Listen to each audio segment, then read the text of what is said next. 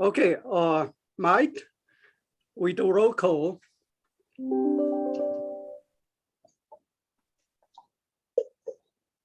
I got recent emails that Jay Needham and Robert Broomfield will be absent. I do not have proxies for them. It was a last minute notice. And other than that, I'll be doing the virtual roll call. Thank you. Now, the next one on our agenda, approval of minutes from last month, March 15th. So any correction, comments before we have a motion? We had one correction.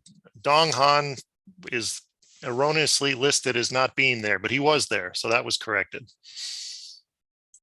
Any other correction? Thank you.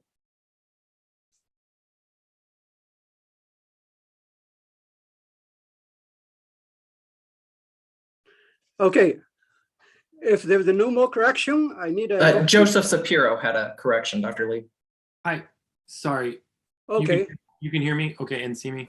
I had a proxy present for me last session, and I was not, my proxy was not listed. I was not listed, if I read correctly. For the record, right? My proxy was Dr. Ann Chandler, who did attend. thank you, Professor Joe Shapiro. Sometimes I cannot see you. Raise your hand. It's good. Maybe electronically, if someone next time in the future, if I cannot see you. Thank you. You're right. The boxes are very small. Okay, any other correction? Motion to Okay. move.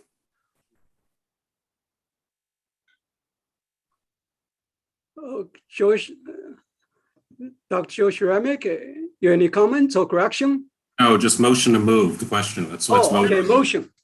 Okay, so Joe moved. Anyone second? I second. Okay, Ni Chang second. So we are going to vote. So Mike, are you ready? We do, okay, voice vote. Okay. Approve the minutes, yeah. Michael Eichels, Yay. Bethany Rader, Yay. Matt Rendelman, Yay. Lee Chang Wong, Yeah. Scott Gilbert, Yay. Phil Anton, Elaine Jerkowski,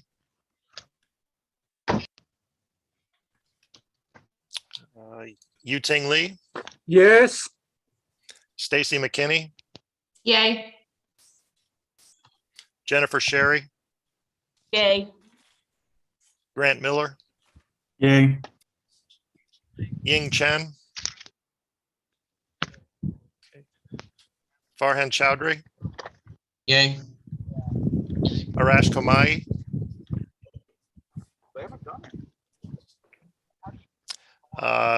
Sung Hee Lee, Yay.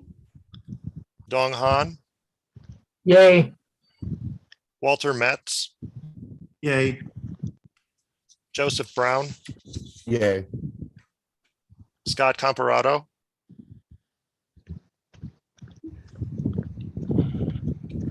Patrick McGrath, Yay.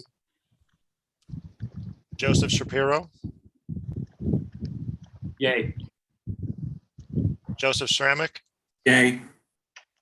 Matt Grzalski, yay. Jennifer Probst, Yay.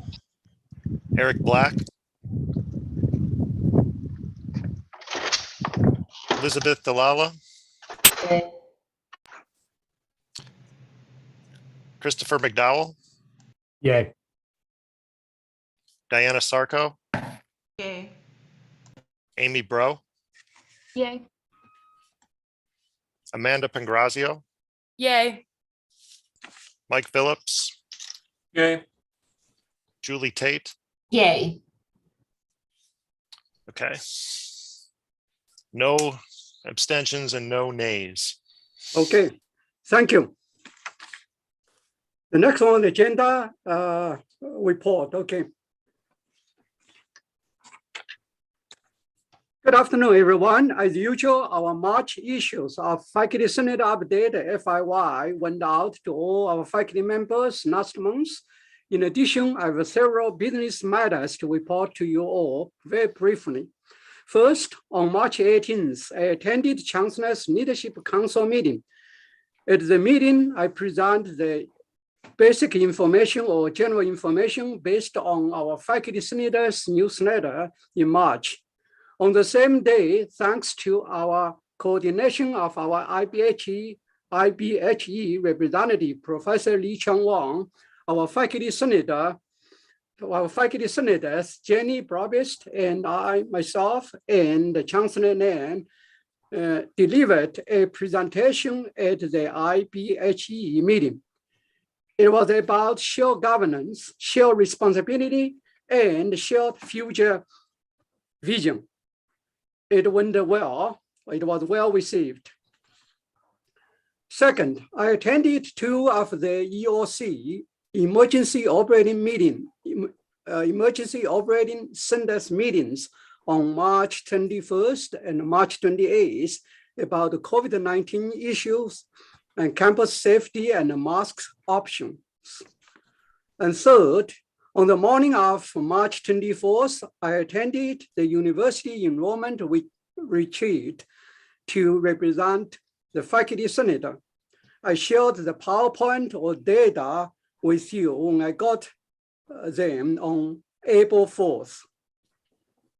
And number 4th, on March 25th, I attended SIU System Faculty Advisory Committee meeting, where we discussed faculty responses to wellness or welfare survey or focus groups and state 5% budget increase for higher education. On March 30th, I attended a meeting of the SIU system on 360-degree review of those staff members who report to the SIU president. And number 5 or 5th, as you know, the Chancellor's office has asked me to serve as the chair of the new Provost Search Committee. I will do my best to ensure its success in this process to represent the faculty senator and faculty members. Just FYI, we sent 3 faculty senators' names as nominee for the search. I was told that only one of the 3 names will be selected on the committee. On April 8th, that means last Friday, we had the first meeting with the search firm with Kiefer about search procedures, timeline, and job descriptions. Number 6, on April 6th and April 7th, several faculty member senators and I myself attended the workshop by Gray Associate. I shared the information with you and will keep you posted on any matters related to the academic programs. Also, as you know, this week we are in the middle of interviewing 3 candidates for Vice Chancellor of Research and Graduate Dean. And in fact, today we had the first interview and there should be one tomorrow and also Friday. I encourage you guys to attend them. And finally, and most importantly, I wish to thank all of you on serving on the faculty senators, especially our officer, Bethany Rader and Mike Kozovsky, and our standing committee co-chairs. I do not want to mention all of these names, and George Freak for their outstanding work. My first term to serve as a faculty senator will be over this month. While I am encouraged or supported by many of the faculty senators to run for another term, I'm still debating. I have not made my decision, but it has been a great pleasure to advocate for our faculty members. Thank you so much. Any questions and comments?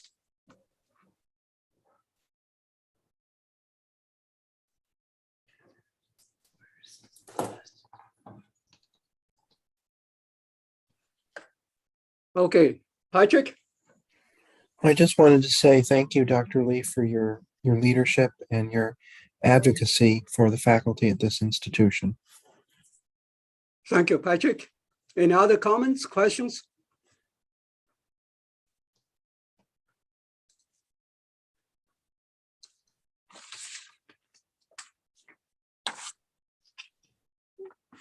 Okay, we're going to move to the next one on the agenda, Q&A session with Chancellor Provost. The chancellors you told me that for another commitment, he could not be here. And we have a Provost Kumracho here, and she will have to leave around 2:15, right? Provost Kumracho, are you here? Yeah, I'm here. And I'm here till like 2:10 or so. I have a 2:15 meeting. Okay, Senator Josh Remick. So I want to thank you and the Chancellor for inviting quite a number of us last week to attend Wednesday and Thursday at the Gray Associates Workshop. I thought that was most informative. Get the campus to talk about priorities together in the same room was very refreshing. Never happened in my tenure here in 15 years I've been on this university campus.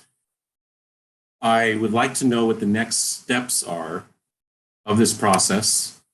You have a sense of a timetable yet for when we will next be involved in further conversations? Or is it simply that they're now giving us program data and program coordinators and directors of undergraduate studies, directors of graduate studies, et cetera, have to now work on their end in isolation with their programs for a while? So can you give us a sense of what's coming next? Yeah, the latest update is that this Monday, we're just trying to find a common time. There's been a suggested time and everyone is responding whether they can make it or not, to get a debrief from Gray and Associates, and then looking at what information they have. The next step would be to share it with our academic programs and see how we want to use that data. At the workshop, I'd asked Gray and Associates to also get input from the participants in terms of what they thought about the process and their sort of feedback and perceptions.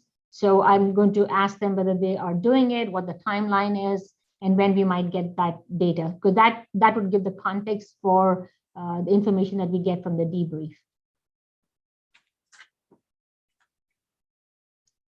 And just from my own perspective, I thought it was a very sort of fruitful and healthy discussion about the academic programs, particularly in the context of data. I would agree with that. And speaking as a humanistic social scientist, what was really refreshing to me was the outside perspective on my discipline. My discipline's been under siege and attack for decades now, and yet I'm just going to plug it because I have to. We are within 5 or 6 years of graduation, you are in the top 15% nationwide of any major in the country in terms of earning potential. So, liberal arts major, you will do well in life. Just want to say that. Thank you, Joe, for your question. So any question for Provost Kumaracho before she give us a brief overview?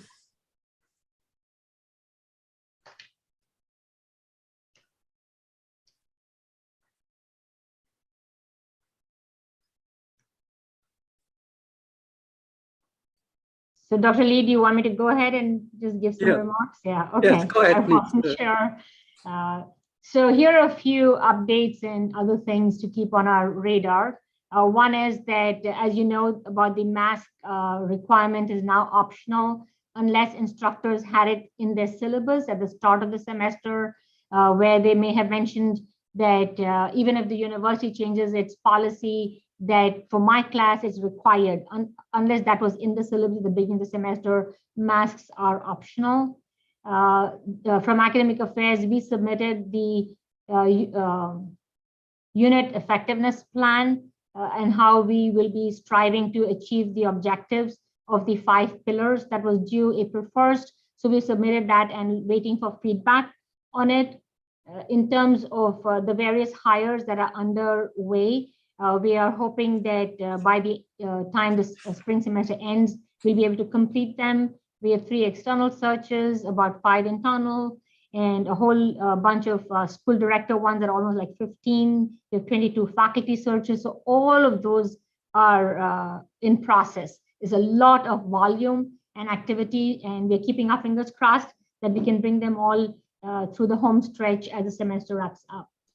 And then the talking about the last stretch of the fall semester, I'm going to just sort of remind everyone as a friendly, sort of on a friendly note, that we remain sort of responsive to our students during these last few weeks because it gets suddenly like very stressful for them.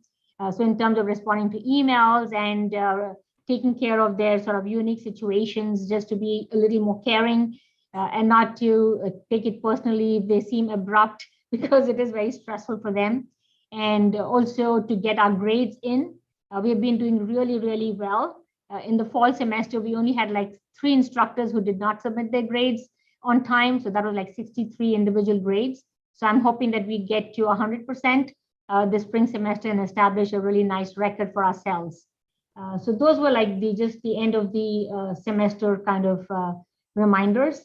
The last item is just our enrollment update. We are 19 weeks out from the start of the fall semester, and here are our numbers. In terms of our first-time full-time freshmen, we continue to be on an upward trajectory. Our applications are up 16%. So we are at 10,240 applications. We haven't seen these numbers for like about 5 years. And in terms of admitted students, we have admitted 8,344. And we are hoping to yield as many as we can. And in terms of our graduate students, our applications are up 24% at 1,796, and this includes both master's and doctoral students. However, our admissions are down by 24%. So we have admitted 281 students. So when I shared this at grad council, there were questions about why this could be happening. And so we discussed various variables that might explain why we have fewer admitted students. One could be that some programs are still processing the applications and haven't completed their admissions. That's one explanation. The other one is they cannot take all the students that are eligible because they may not have the capacity to supervise so many students. They might have current students who might still be here and haven't graduated, so they cannot take any more new students. And the other one was the possibility that the GA budget has changed, and the answer is no. We still have the same GA budget as we had last year. So we just discussed all these different variables as to why our admissions are low. Or it could be that the students are not qualified. They applied, but they may not have met the admission requirements. So these are all the things that we looked at, but those of you who are in the programs, you might have a sense of it within your own individual discipline, what might be the reason. And then the last update is on the transfer students. So for our on-campus transfer numbers, we are seeing a downward trend for both the app, and this has been going on for some time. The applications are down 10%, our admitted students are down 11.5%. However, on the transfer numbers that are online or at a distance, we see that the applications are up 13% and the admissions are up 15.3%. So that is our area where we're seeing some growth, and that has been a continuous upward trajectory over the last few years is in the online offerings. So that's my update, and I'll be glad to answer any questions that you might have for me. Thank you, Provost Komaracho. Okay, Sanida Nichang. Yeah, thank you, Mira, for the report. I was wondering, when I look at the freshman enrollment increase is really very promising and encouraging. I was wondering whether you have some kind of analysis in terms of different disciplines. For instance, I paid a lot of attention to the STEM field, like engineering students, chemistry students, physics students. I noticed there's a large decrease in number of students in this field. Well, the overall enrollment is kind of in a good trend. I was wondering whether the trend in the declining of STEM students is similar nationwide, or is our problems? What are the strategies we are going to develop to make sure there will be also positive upward trend? So in terms of like the individual programs and what the trends are, it is true that some really pull ahead and help us with the overall numbers. I'll just give an example. Like we have like top 5 or 6 majors that are very popular that really bring in large numbers. And so they help to boost the overall enrollment. So when you see that our applications are up 16% or admissions are up 33%, the programs that are contributing to that is not even across all the programs. Some programs are contributing more, some programs are contributing less. So that is accurate, that we see that trend. Now, in terms of the STEM areas, I know for a fact that engineering is really surging like crazy. Last year, they brought double the numbers that they had brought from the prior year. Computer science is really surging. So within the STEM field, biological sciences is surging. There are areas that may not be surging as much as you pointed out, like physics and chemistry at a similar rate. Because like biological sciences is one of our top 5 majors in terms of just the number of students that come in.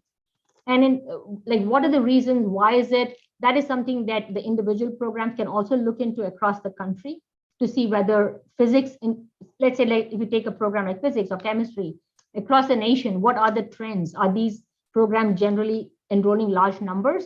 Or usually is it, if you look at even within our own university, there's been sort of a trend line that they are at this level. Anything that we can do to increase those applications.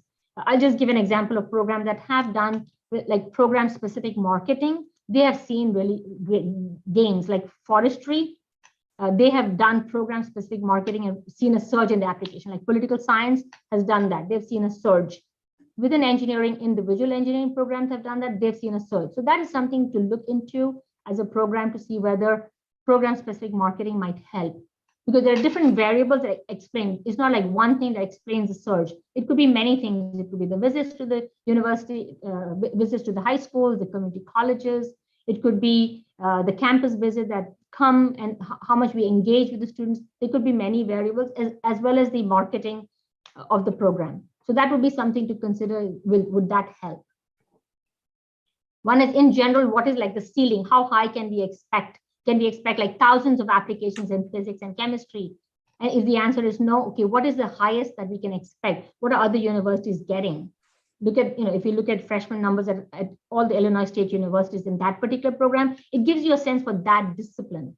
So for example, like theater or music, usually how many students will come in to study that discipline across the state, across the country? What is the nature of that discipline? That gives a little more context. Yeah, that's very useful, because I think in general, recruitment would have this type of data.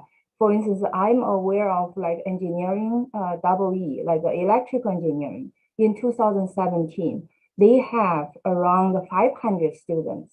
Right now, they have less than 300. They are in engineering. So it's just like wondering the other places I'm aware of, other institutions, I don't think they have that big job. So that's made me ponder what's going on, And I think individual departments or schools can provide efforts, but I don't think they have resources to pull this up.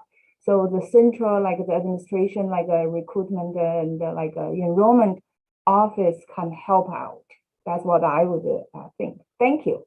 Yeah, absolutely. And individual programs have reached out. The deans are aware that if they need resources, that they reach out, because that's a priority, and we have been putting. So there are many programs that have reached out and received the resources to boost their recruitment, but that is our number one priority. And we have seen a lot of effort and activity in that area.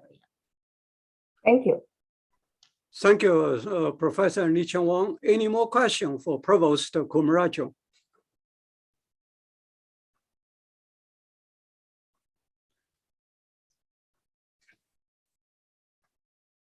So if you have a question, please raise your hands electronically so that I can see you.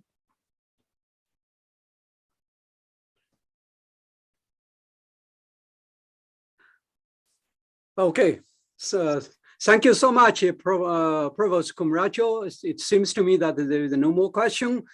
If you do have, feel free to email her, or you can write on the chat. Thank you. Thank you. Okay. The next on the agenda, the next item on agenda, unfinished business on ad hoc committee. And we have Senator Jennifer Brobist. Are you here, Jenny? Yep. So I provided Elaine Jerkowski with what we had agreed on in the executive council of how to set up the committee. It would be for a year. It would have a chair coming from the faculty senate and a couple of additional members and representatives from faculty association, grad council, grad students, undergrad students. I can think of others, I'm sure you can too, that would have good opinions and voices, but this is a 9-person committee to come up with a process, not to decide names, but to come up with a process to recommend. And so the Committee on Committees will quite soon, I'm sure, reach out to see who might be interested in serving. And I hope it's a good experience. And that's it from us. Thank you. Any question for her?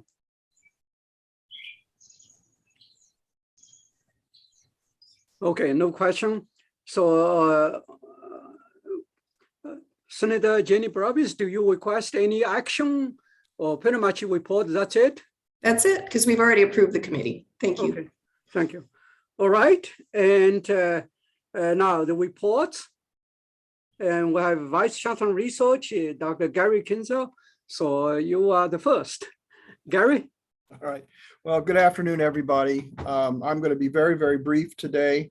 The biggest thing I want to convey is an invitation to everyone to come and participate in the Student Creative Activity and Research Forum, which is on Thursday of this week.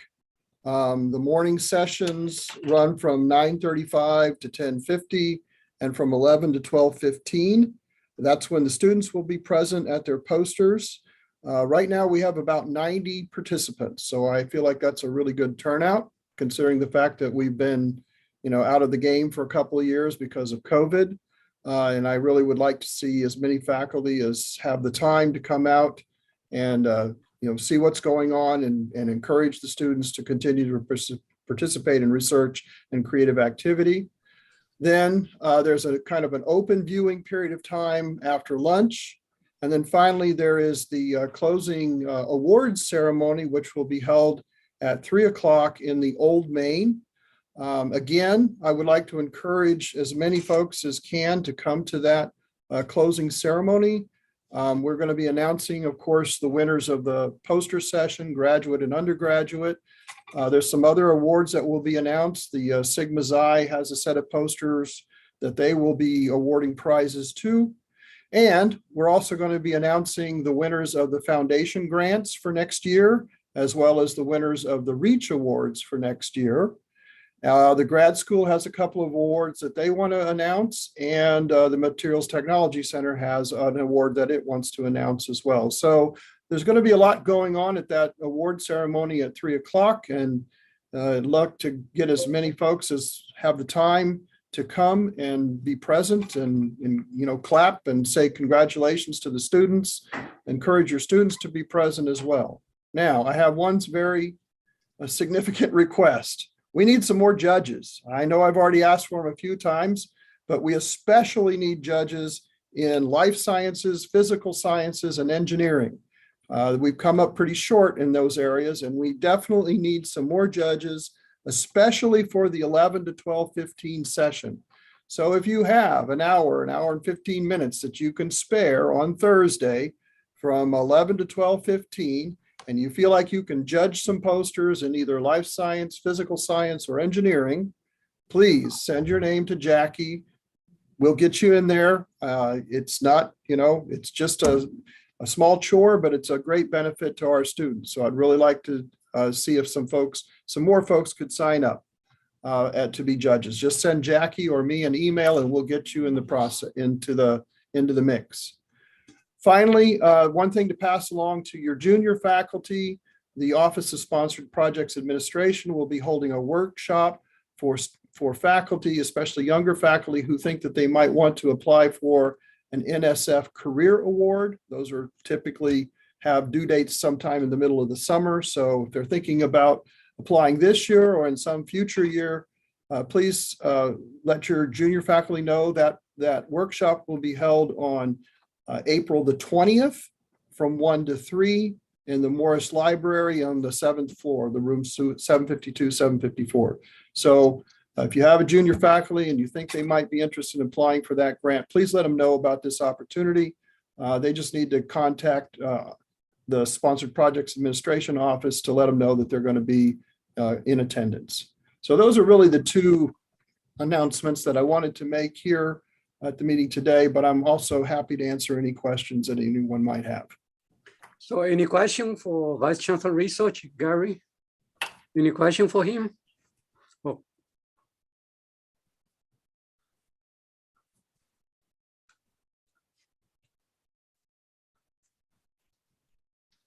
Okay, so it seems that there's no question for you, Gary. Thank you so much, Gary, for your report.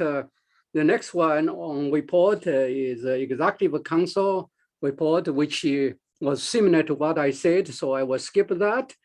And election committee and Bethany. Yes.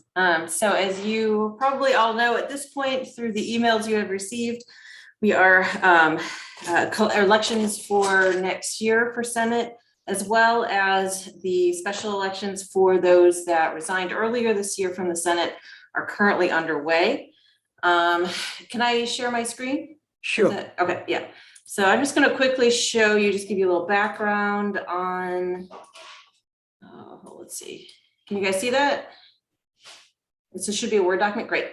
So just a really quick background on what we actually did. So every year we have to reallocate seats based on the number of FTE per voting unit that is in our operating paper. And first I have to shout out to Grant Miller and Marcus Odom, who did this last year amidst the madness of everybody moving to different colleges and different schools. They did a really great job and set it up so that my job here was much easier than it could have been. So thank you guys very much. So this shows here the allocation from last year that Grant and Marcus did. And then this year, this is this year's allocation that we did, which again is based on total FTE per unit. There are faculty that have FTE in more than one unit. And so we utilized the FTE in the unit that they had their majority appointment. And then did not count the FTE in their minority appointment unit, because then they would be represented by two units, but only voting in one. So we used the one that they would be voting in, again, based on our operating paper. And so that means that this year we have a call for nominations from every unit except for CECTM, every voting unit except CECTM. You will have seen the call for nominations go out, and then we have shown in here on this the number, the green here shows the units that for which we have nominations. We have received nominations, whereas all the other, except for the School of Education, for which we need no nominations, but all these other units, we're still waiting for nominations. So I'm going to take this opportunity and ask that you, if you have someone that you want to nominate in your unit, please do so. And if not, if you can encourage those in your, voting members in your unit to put forth their name or put forth somebody else's name for nomination. That would be great. We'll send out a reminder email on Wednesday, on tomorrow. The call for nominations then are due, that should say 15th, are due on the 15th, so this Friday. And will be, once we get all those nominations on Friday, we will then turn around with a Survey Monkey for voting for, to those units for voting for their nominees. So all voting should be completed by the last meeting or the second meeting of the Senate this year, which will be the new members. I think that's all I have to report. Does anybody have any questions? Any question for Bethany? All right, if there are no questions, thank you very much. Well, thank you so much, Bethany. I know this is a fantastic, remarkable job. Finally, we get it straight out, very clean and clear. Thank you, Bethany. The next one on the agenda is UEPC. And before I ask the co-chairs, Josh Remick, Amy Bro, to present, I will take a minute to acknowledge that in the past, because of time, we didn't give enough time to this committee. Now you can see the agenda. This time we have plenty of time for the discussion for each IME or resolution. That's point one I want to point out. I think I try to listen. And also second, okay, shared governance is a two-way street, not just, we talk, and we, at least I should hold myself accountable, make sure I'm transparent, open, and also listen to others. Okay, so I know last month we had one proposal. Even though our faculty senate executive council voted against, and we didn't have time. At least we didn't give enough time for our faculty senate to have a debate. So that's why the number one on the agenda, actually number one, number two, deal with what we should have done last month. So I'm going to pause and let our co-chair, Professor Shremik and Professor Bro, to take over. I don't know what. Thank you, Dr. Lee. I would just amend your comment, just respond somewhat to your comment by saying that our workload does vary month to month. But you do, the Senate in the past 2 years that I've been on the Senate, been a co-chair of this committee, and I should say, without trying to offend anybody else on the Senate, we do the most work of any other committee on the Senate. We do the most curricular policy of the entire Senate. So it really does behoove the Senate, and the reason why we wrote this letter, I think, is to have, just to underscore that very vital point in case it's not been acknowledged as much as it should be acknowledged, first off. And secondly, to also underscore the fact that our committee and Father Brown and Dr. Dalala and Dr. Han and other vital other members of the committee will back me up on this, I'm sure. We just don't send things every month to the Senate. Some committees do. We wait, we study. And one of the things that was most offensive about the way the Global Studies minor was handled by this body was that we spent the entire spring semester investigating this one tiny proposal before we thought it was ready to go.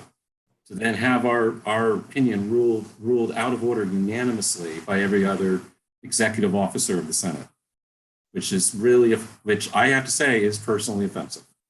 So I appreciate your statement, but I need to correct some of it. Okay, thank you. I would like to, any question or comments to respond to Dr. Shremik's talk? Okay, Patrick? Senator Patrick, Mike Roth? Yes, I just wanted to say that I think maybe something that the Faculty Senate could revisit in the future in our operating paper would be the relationship between the executive committee and the rest of the standing committees, because I think that I certainly take Dr. Shremik's point, and I personally voted not to advance the RME, so I'll be perfectly upfront about that. I think that it doesn't make sense to refer something to a committee for its expert opinion and then not hear the expert opinion of that committee. I think that just seems like we're wasting our time, we're wasting the committee's time, And so I think perhaps we could in the future revisit our operating paper to make an allowance that what is referred to committee is given a hearing in the Senate. And again, it is the case that the full faculty Senate is going to vote on that. It's not like just because it's forwarded to the Senate, it's automatically adopted. The faculty Senate will then hear out the report or the resolution and then vote on it. So I will just say one other thing. In reviewing the operating paper, there is a tendency in that operating paper to provide checks against the unilateral power of the executive committee. That there are several mentions in the operating paper of challenging the actions of the executive committee, how those challenges can be processed in the Senate. And so I think that we have to be mindful of that. And again, I fully say I was not mindful of that. But I think that it behooves us to recall that the relationship between the power dynamic between the executive committee and the other standing committees is a tenuous one. And I think it deserves our reconsideration as we move forward, perhaps with an amendment to our operating paper. Thank you. Thank you so much, Professor McRoss. Okay, Patrick McRoss. Any other comments or questions before we move to number 2? No, we're still on number 1, I think. Aren't we still on number 1? Yeah, we're still number concern time for about the procedure. Yeah. Any questions or any?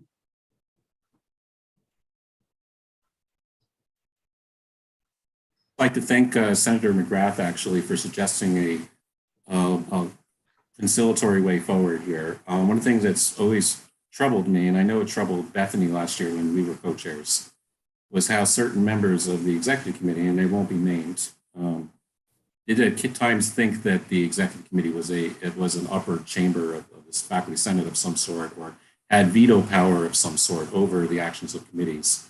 I can recall one example last year when another policy was recommended unanimously by us to only be tabled and held up for a month because one senator had a problem with it, who happened to sit on the executive committee. We eventually got that moved the following month to the full Senate, but again, it does seem like people don't know the operating papers very well and have a perception of this executive committee, which, as I understand, is mainly an agenda setting body and nothing more. Not little or very little more than that. So we probably should have a clarifying amendment of some sort, and I'm pointing at the governance committee because they would be the ones to originate this, if this is what we want to do as a Senate, to clarify this, to say you automatically have a right to have a vote, or we have a second chamber that acts for the Senate in between and can overrule committee decision, even if it's unanimous. Thank you, Professor Remick. Any other comments? Could you raise up your hand electronically or physically? Just let me know.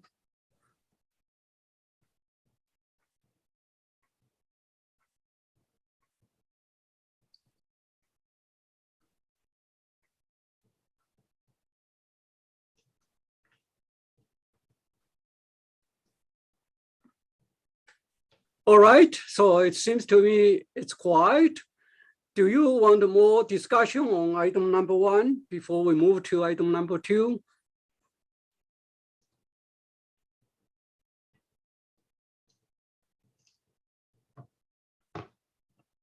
Good to number 2. Further. This number 1 is not actionable. We're not asking the Senate to take a vote on anything. We're simply registering. Exactly. We're registering our disappointment. I'll leave the word there. I won't go any further in tone than just mild disappointment. We just want this to be fixed in the future. Thank you very much. I think it's important that we all need, at least we all need to know this. I think we can learn from this. Thank you so much.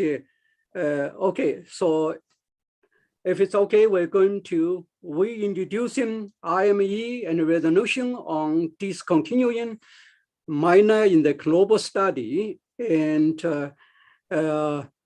we need to reintroduce it, and I need a motion. Co-chair of the committee, I'll move it.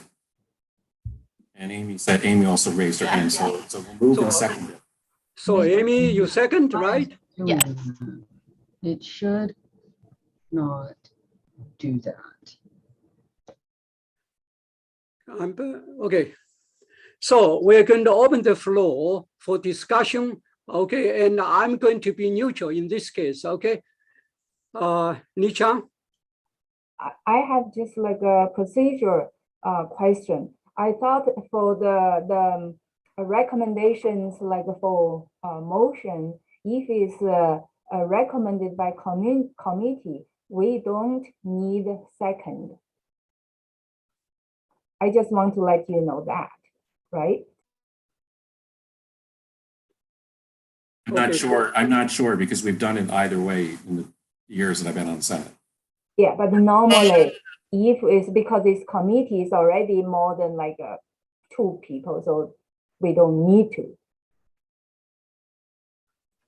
Okay. Thank you. Bethany? Yeah, I was just wondering, I don't want to add to the workload of UEPC here, but I was wondering if you could just really quickly remind us what this resolution is about. Oh, sure. Yes. Amy, or you want to go with that one? Because you wrote the resolution. I have the resolution here. I can read from it. So it's the Faculty Senate resolution to recommend approval of the RME to eliminate the College of Liberal Arts minor in Global Studies, whereas there is a lack of student interest and lack of enrollment in the minor, and there is a lack of faculty stewardship, whereas the 2 students enrolled in the minor will be allowed to finish without interruption. Therefore, be it resolved that the Faculty Senate recommends approval to eliminate the College of Liberal Arts minor in Global Studies. I would also like to add that we had some new information arise as well, that there is a competing curriculum with international studies. So there was some overlap with between international studies and the global studies minor. Okay, I'm going to ask a question as a senator. I would like either Mike Kozowski or Josh to tell us who voted for yes, who voted for no, based on the minutes in March with regard to this resolution. And we want to know why this happened. Could you please tell us who voted yes, who voted for no?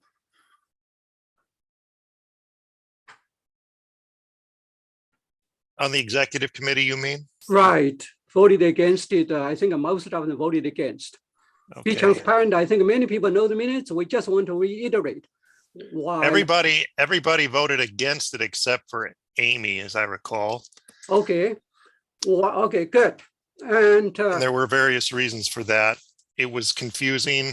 I remember Patrick McGrath had a few good points about it was COLA Council. The vote on COLA Council was not strongly affirmative. And I think we on executive committee were confused because we felt they were confused. That's off the top of my head. Yes, Patrick has a hand raised. Yeah, I will. I recall this RME coming to the COLA Council, and I'm out of deference to the UEPC. I'm going to abstain from voting on this. I don't want to commit the same error twice. But I think that at least from my perspective about this RME, I do think that there were some fundamental questions about the relationship between the global studies minor and the international studies major that were unresolved, and they were unresolved at the college level. And I feel that this RME is in some ways a failure of communication, because not on the part of anyone in the Senate. I think that some of these questions could have been resolved much earlier in the RME process at the college level. And perhaps it's the COLA Council's fault, whoever's fault it is. I think that we could have talked to each other more effectively about the details of this RME, and the road forward would have been much smoother. That is my recollection of this. Thank you. Thank you, Professor Shramick. And the next one is Mike Echols of the Shramick. Okay, a couple things. I felt ambivalent about this particular RME into about 10 days ago when I was at my honors day ceremony for my college. And I finally talked to the director while we were greeting our students and having fancy sandwiches and everything that we did at Stry Rock together. I was having a discussion with people running the international studies major, who then reassured me that their curriculum, while it once was area studies focused, and therefore was different from global studies. Global studies conceptually was looking at trans areas, transcontinental regions and relationships in a truly global international way. The curriculum nowadays in international studies major and minor is essentially the same as global studies was, how global studies was conceived. And since international studies is an IBHE approved major, has been for a couple of years now on this university campus, it now at that meeting that afternoon during this other event, it suddenly clicked for me why this is important and why this should be passed by the faculty senate. I would say that that was not in the RME packet that we received. And this is one of the things, and at the committee level, why our committee spent longer on this than I think any other minor that we've ever spent. Because we took it upon our job as a committee to more do some investigation. I use my special, the resources that I have at my fingertips being a faculty member inside COLA, to ask various people, friends I know across my college, what's going on with this RME. And therefore I then recused myself later when it went any further after Amy wrote the resolution. Amy's presenting it this afternoon. Because I didn't want to have any accusations of being partial on either side of it.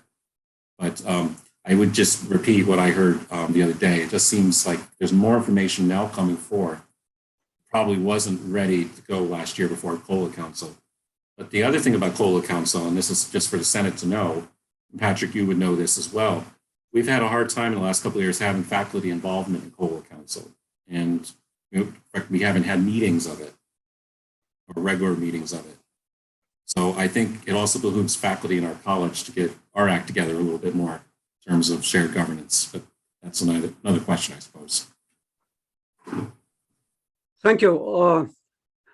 Professor Echols?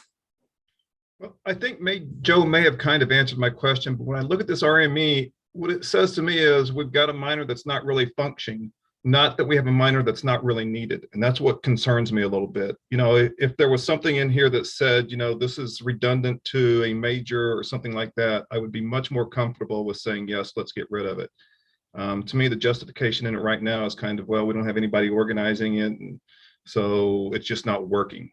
And that bothers me a little bit. So I would like to see personally some clarification, if it's redundant to something else, then, that being clearly stated in there before we move forward with it.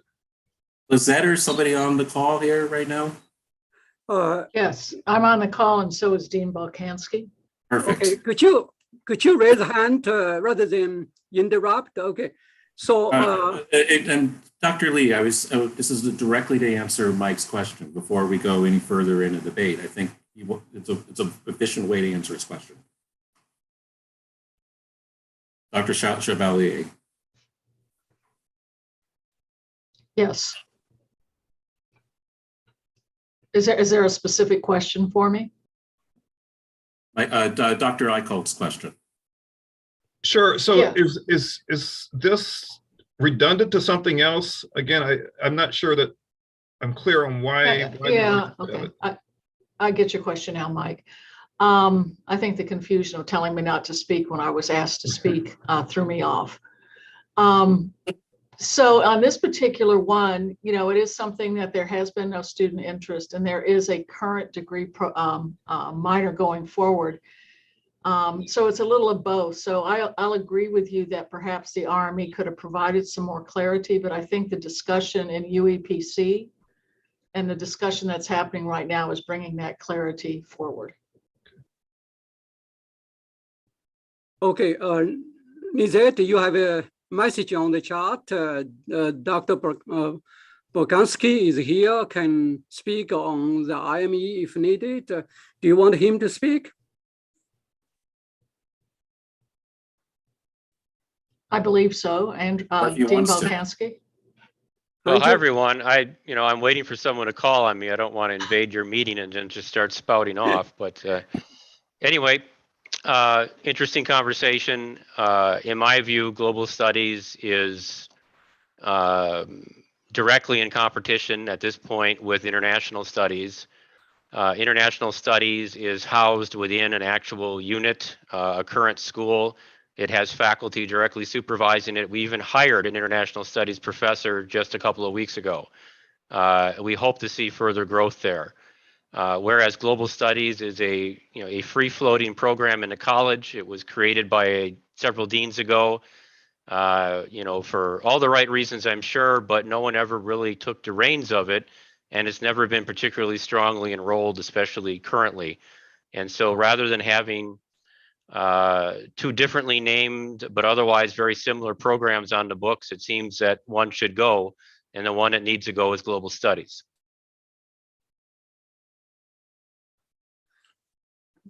Michael, you still have a question? Yeah, just a follow-up question to that then. So am I understanding right, though, that the international studies is a major and the global studies is a minor? We're understanding that correctly. So would there be, I mean, again, this is way outside my field, but it just seems like a minor in global studies or international studies or something like that being offered would be of value to a lot of business school, et cetera, individuals. So would there be a replacement then of a minor in international studies to replace this one? Okay, Lizette, you want to speak? Sure.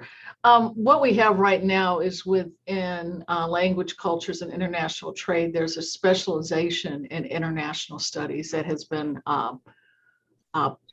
basically redefined under the leadership of a particularly exciting young faculty member who's really pushing this forward. I see the development of various things like that coming in, but he was really concerned to make sure that there is the international studies minor. So let me make it correct. There's a minor and there's a specialization. And I know it gets kind of a little wonky, but one's for someone, getting the degree and one is from someone on the outside. So I really see those already in place. And again, we have a faculty member who's really bringing this together, has worked to redesign the curriculum with the support of his faculty. And so with that said, looking at global studies, I can see the college's perspective saying we don't need to have both of these. They're competing.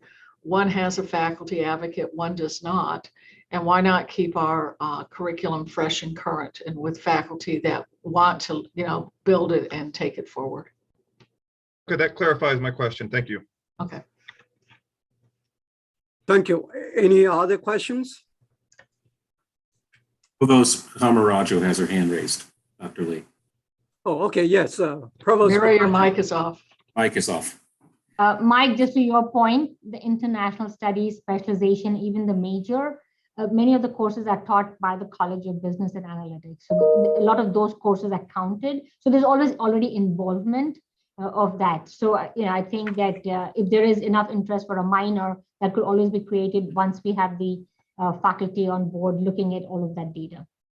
Right, and I would just add, without that, due to the new college configurations we have on campus, it would not surprise me these days that the CAM teaches some courses in this program too, considering things cinema related or film related. I don't know the curriculum all that well. I just know it's a very exciting curriculum. In a way that global studies never was in my college. Could have been, but it wasn't. Okay, Any other question, comments?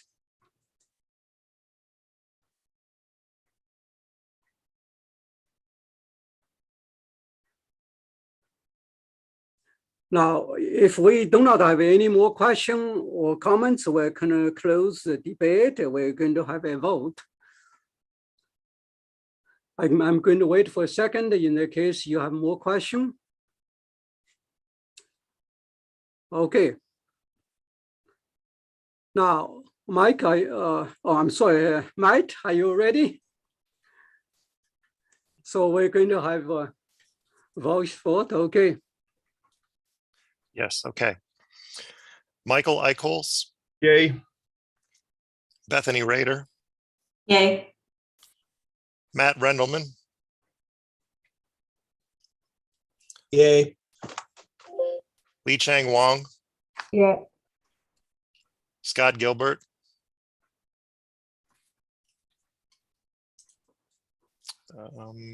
Phil Anton,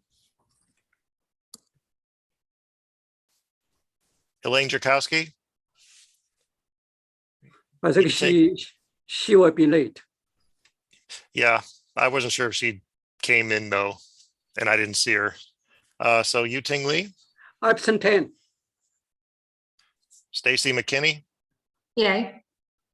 Jennifer Sherry, Yay. Grant Miller, Yay. Ying Chen, Farhan Chowdhury, Yay. Arash Komai, Yeah. Sung Hee Lee, Yay. Dong Han, Yay. Walter Metz, Yay. Joseph Brown, Yay. Scott Comparato, Patrick McGrath, Abstain. Joseph Shapiro, Yay. Joseph Stramick, Abstain. Matt Grozalski, yay. Jennifer Brobst, Yay. Eric Black, Elizabeth Delala, Yay. Christopher McDowell, Yay. Diana Sarko, Yay. Amy Bro, Yay. Amanda Pangrazio, Yay. Mike Phillips, Abstain. Julie Tate. Yay.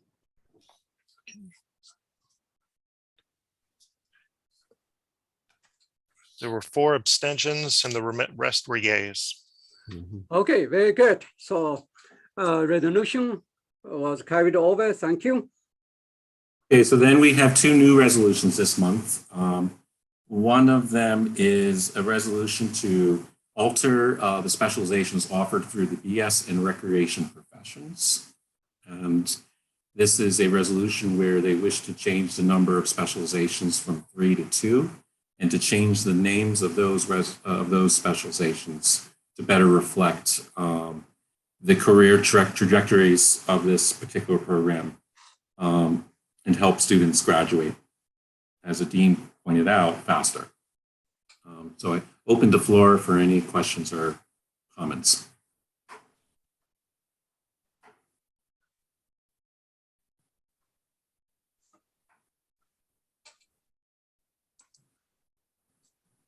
Any questions?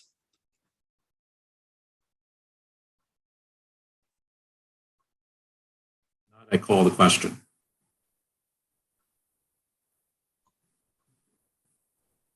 Second. Seems to me there's no more question, no more comments. Okay, so Joe, would you like to move it? As I just said, I called the question. Anyone? Amy Okay. seconded it. Amy second? Okay, thank you. So we're going to vote, Mike. Ready? Yes. Okay. Michael Eichholz, Yay. Bethany Rader, Yay. Matt Rendelman, Yay. Lee Chang Wong, Yeah. Scott Gilbert. Okay. Elaine Drakowski. Okay. Yu-Ting Lee, Yes. Stacy McKinney, Yay.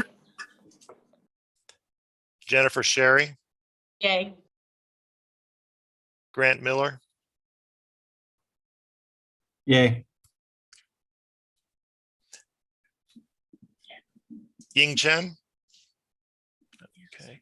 Farhan Chowdhury, Yay. Arash Komai, Yes. Sung Hee Lee, Yay. Dong Han, Yay. Walter Metz, Yay. Joseph Brown. Okay. Yay.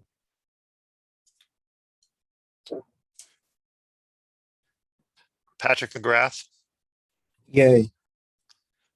Joseph Shapiro, Yay. Joseph Stramick, Yay. Matt Gorzalski, yay. Jennifer Bropst, Sorry, yay.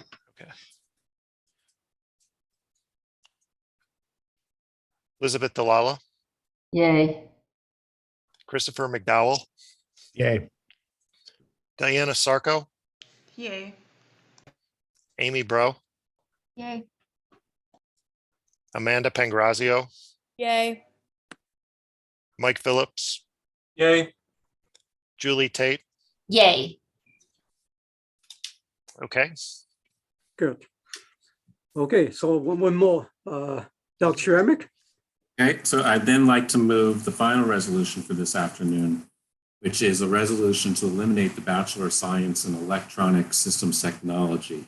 And this is a result of two things. One, the suspension of majors in this program over the last several years.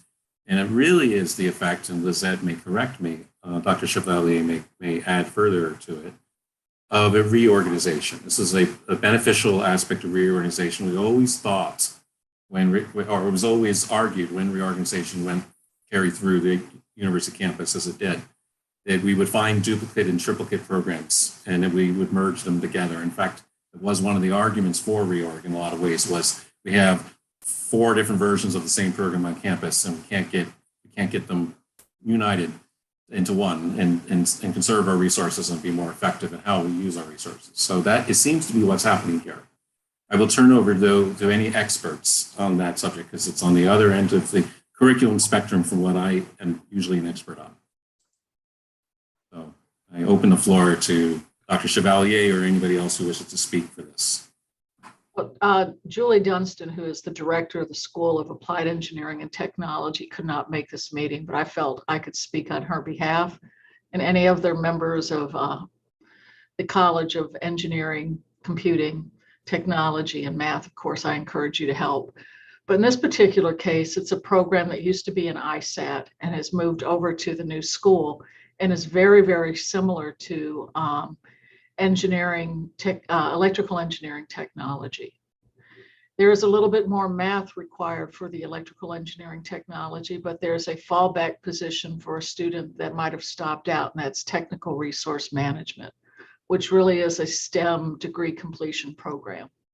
So the school itself has really thought of the pathways for their students, both on campus and particularly off campus at some of our military bases. And I think they've really thought this through. So I can tell you that much on it.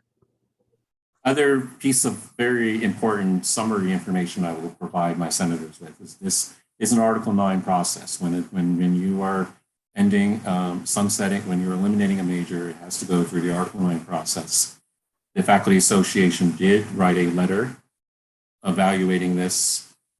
Typically, those letters, as we've seen them, are simply on whether this complies with the contractual language in the bargaining agreement.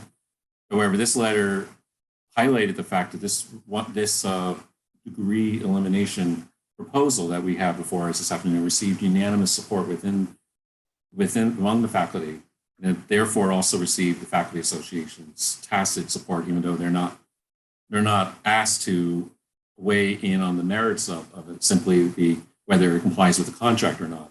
But the letter did seem to go further than that. So I add that as another piece of summary information. Thank you. Any more questions or comments?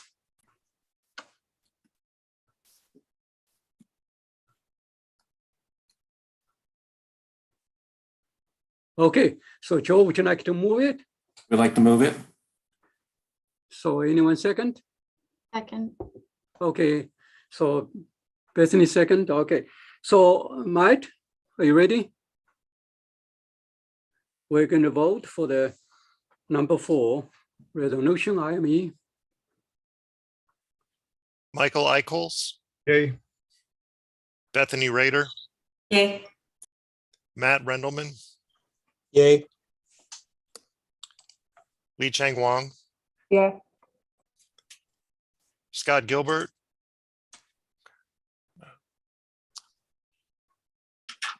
Yu-Ting Lee, Yeah. Stacy McKinney, Yay. Jennifer Sherry, Yay. Grant Miller, Yay. Farhan Chowdhury, Yay. Arash Komai. Yay. Okay, I see Elaine Drakowski just arrived, but since you weren't a part of the discussion, you wouldn't really know what we're voting on. So, Yeah, I'm going to abstain. okay. Sung Hee Lee, Yay.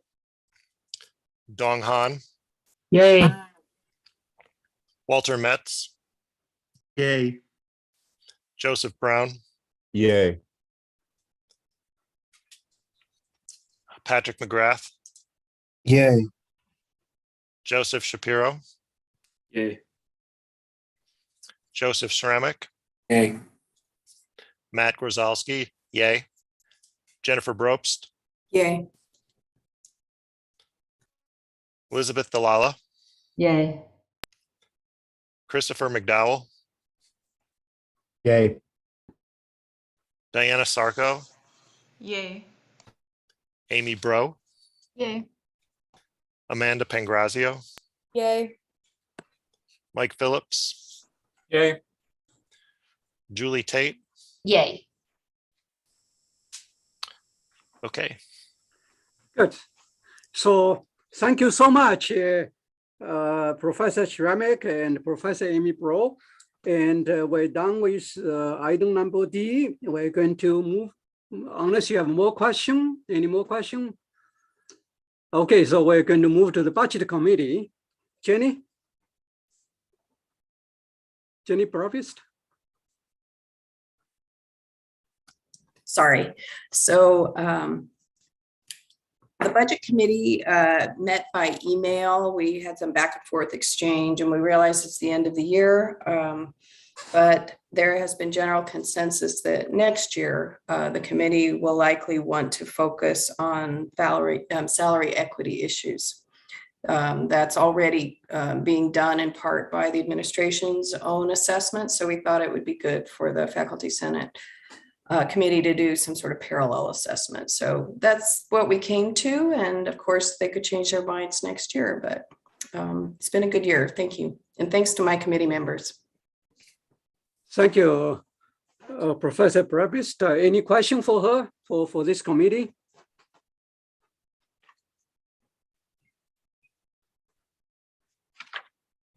Okay, so no questions. The next one, committee on committees, we have a co-chair, Professor Elaine Drakowski and Professor Sung-Hee Lee.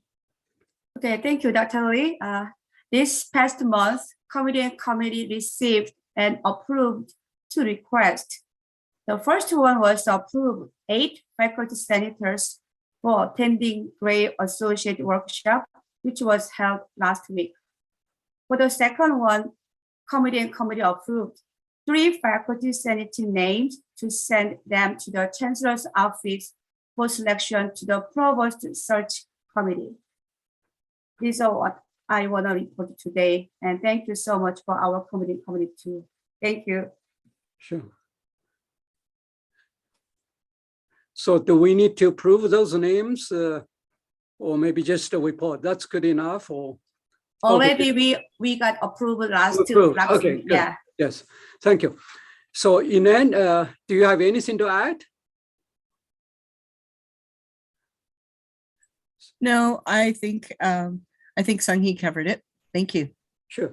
All right, thank you. And no comments, no question for this committee. We're going to the Faculty Status Welfare Committee. I know Professor Comparado is teaching at this time, and Professor Jennifer Sherry, you are here, right? Jennifer Sherry, I am here. Good.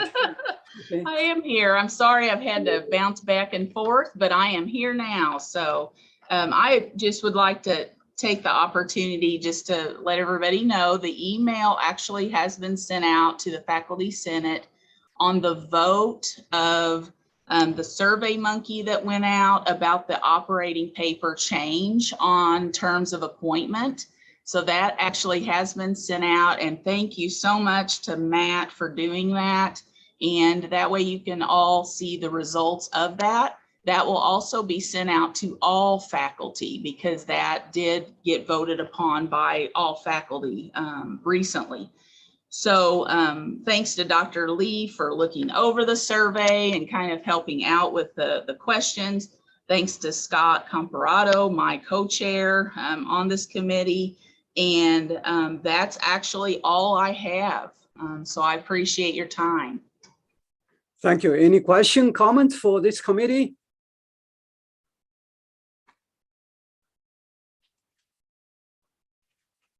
All right, Governance Committee, Professor Patrick McCross. I know Jay is not here. Jay couldn't be here. Yes, thank you. Nothing really to report. The parliamentarian job ad went out to, I believe, all faculty members at SIU. It does seem, though, that on the basis of this meeting, that perhaps the governance committee has a new project for this month and also the rest of this year of the Faculty Senate.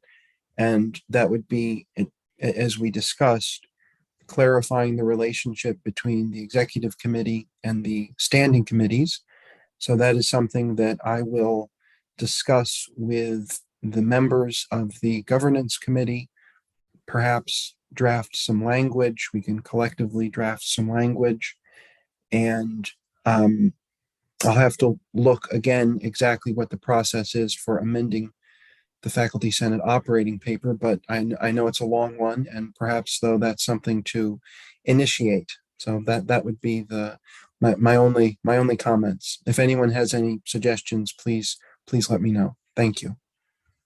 Thank you, Professor Patrick McCross. Any comments, question for him or for the governance committee?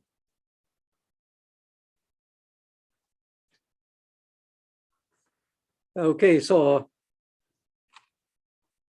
Faculty Advisory Council to IBHE, Professor Ni-Chang Wang.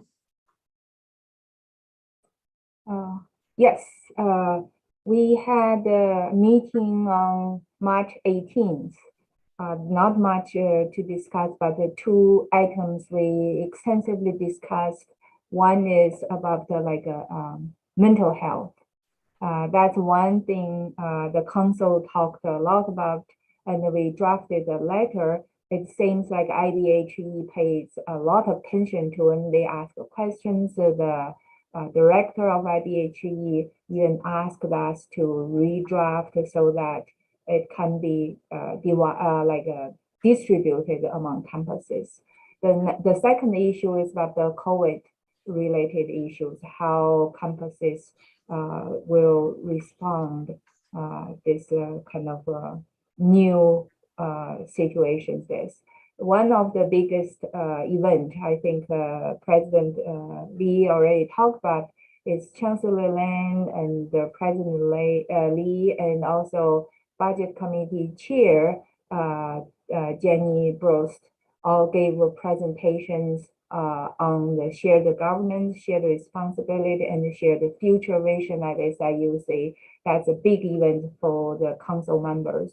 And I think it is very well received, and a lot of faculties are kind of impressed by the cohesiveness of the campus faculty and the administration. That's one message. Thank you. Thank you, Professor Wang. Any question for her? Comments, question?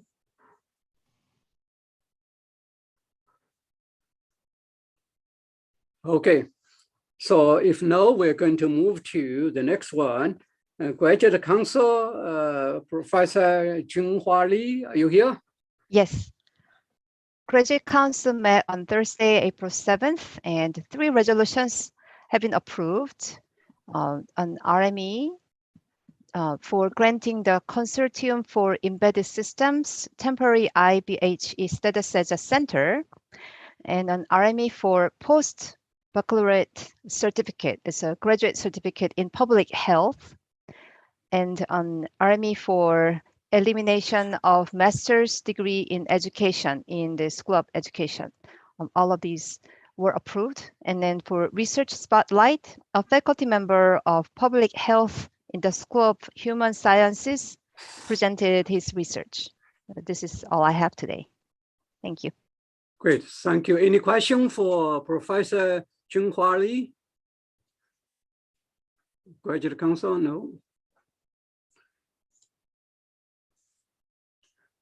Okay, so the next one on the agenda is ad hoc committee on institutional ranking. I know that Senator or Professor Joe Shramik work very hard with committee, and I would like to invite Professor Shramik to speak on that. Okay, so the committee's been very hard at work this spring. I want to give some background to help the senators understand what this committee has sort of evolved into. The Senate resolution that we passed at the beginning of this year simply was framed narrowly at the time to look into why our ranking is slid and how we can improve it. It seems like a narrow question. What we realized, however, once we started looking at how the ranking was compiled, what US News and Report uses to make this ranking, and getting access to a thing called Compass, which is a prescription service that you can buy as a parent or a student looking to go to universities and actually go and look at the data that's behind the ranking. So I'm going to throw a couple of things out at the Senate to just kind of think about. 5 years ago, we were hovering somewhere in the range between 150 and 200th highest ranking national university. Because we are an R2, we are not, US News and Report does not compare us to SIU Edwardsville. It does not compare us to Murray State or to SEMO, the 3 most regional competitors I think many of us would say that a lot of our students also go to. We are instead compared to NIU, University of Chicago, University of Illinois Chicago, University of Illinois Urbana-Champaign, University of Missouri, Kansas City, University of Missouri, Columbia. We're not compared, we wouldn't even be compared to University of Missouri, St. Louis, because they are not a national, they're not an R1 or an R2. So that is a very narrow band of colleges and universities, I should say, not colleges, universities around the country, totaling a total of 287. And as of last year, we ranked 263rd in the nation out of 287. And so while we were once in the middle of the pack, we are now at the bottom quintet. And so what our committee has decided to do after finding out about this is to delve, really become almost a fact-finding committee to look into the various aspects of the ranking, how it's compiled, who on campus, which organization on campus has responsibility for that mission, and at what action steps can we take as a university to improve so we don't slide, A, we don't slide further, but B, we actually improve, we actually go back upward again. Because other public universities in the country have. Last year, for example, Ball State University, which is our next door neighbor of Indiana, jumped something like 75 rankings on this ranking list. So it is possible to jump very quickly if we get our ducks all in a row, to pardon the metaphor, and actually do everything correctly we should be doing as a university rather than starving ourselves all the time of resources.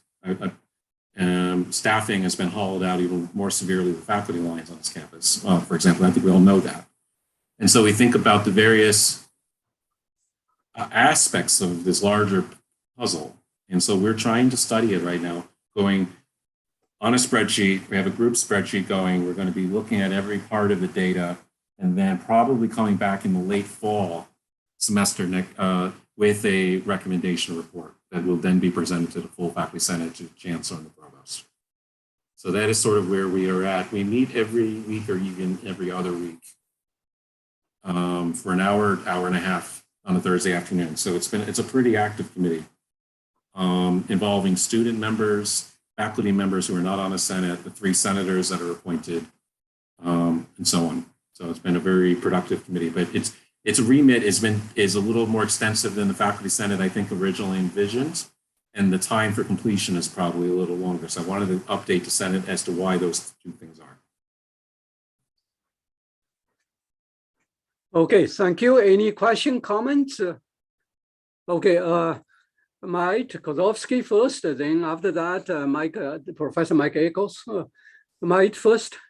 Yeah, thank you. I'm very happy that students are participating, and could you just explain what are the plans for the committee's work over the summer when students might not be around, or is it anticipating that the committee will continue to work over the summer or take a break?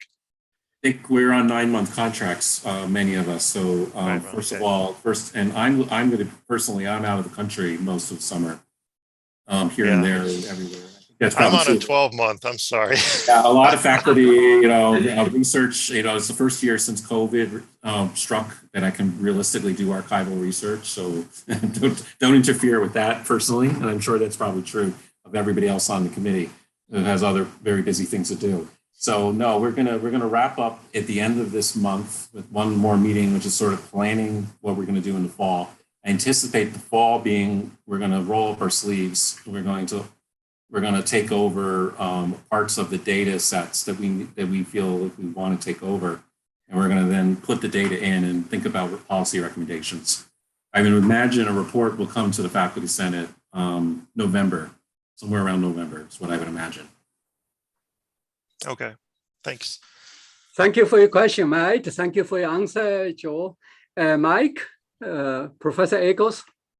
I guess I would just like to reiterate my concern that I mentioned when we first voted on this, is that when I see stuff like this, I get a little bit concerned that we're going to start as a university chasing rankings. And I think that would be a huge mistake. We have a very specific mission and a strategic plan right now that we should be making, our decisions to achieve those. And if we achieve those, that should move us up in the rankings. And so I guess I think it's a really good idea to figure out what metrics they're using to develop these rankings, and then making sure that we are appropriately reporting or they're getting correct information from us for those metrics.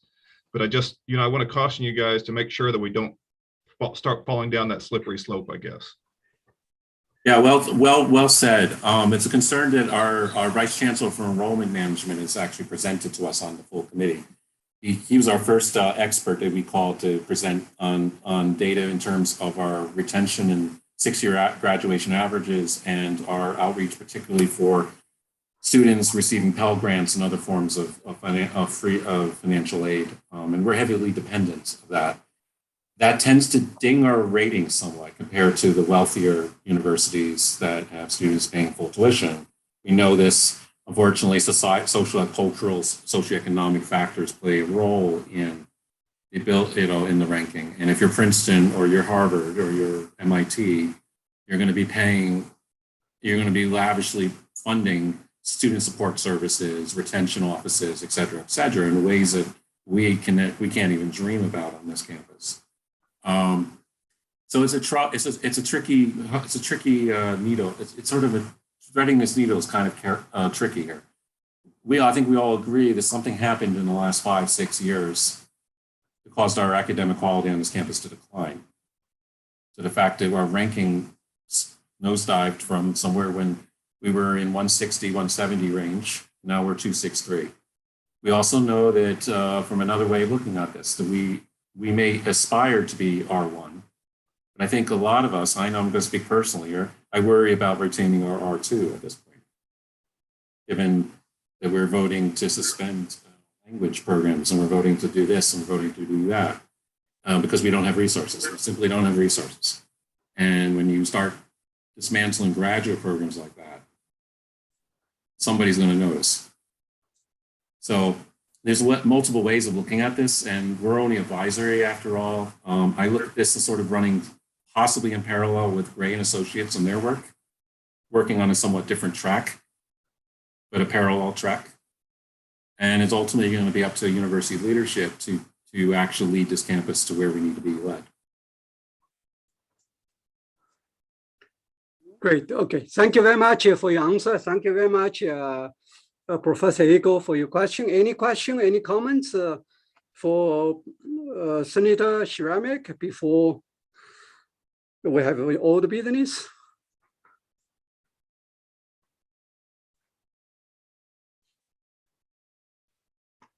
Well, it's good today. It's amazing. We have almost great. Thank you, Joe. Very good presentation.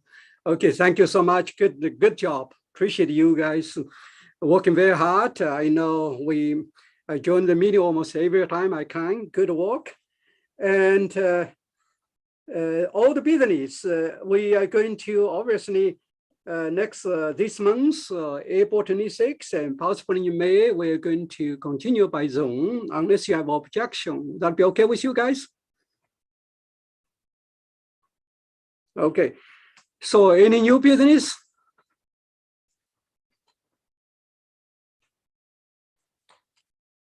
So no new business. I think this is the first time we have almost 28 minutes surplus, which is amazing. But we can use this time for anything you want. Okay. So ordinarily, Chancellor Nam should be here because he had a doctor appointment. He couldn't be here. And that we saved time. And also we had plenty of time discuss what we should discuss. Thank you so much, especially you guys work so hard. UEPC committee, I want to reiterate the hard work, and I take all the responsibility and appreciate all your work, okay? So if you have no new business, we're going to need a motion to adjourn it. So moved. Okay, anyone second? Okay, so we have 2 seconds. All in favor, raise your hands. Thank you so much. Enjoy.